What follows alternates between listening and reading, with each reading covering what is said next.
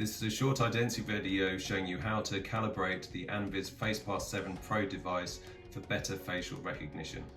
First, you have to enter calibration mode. To do this, press the cog, then 0000012. It then asks you if you want to enter the lens calibration mode. The device will now start in the correct mode.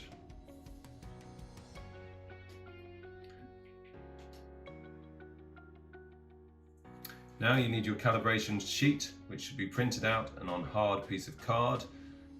This you need to get into the red frame on the device. Once you get it correctly in the red frame, it may take a couple of seconds. You then move it out to a smaller one to hold it. You may need to move it around just to make sure that it's getting in the right place.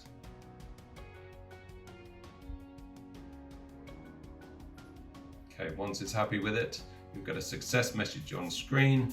You then press close and the device will restart and your device will be now calibrated.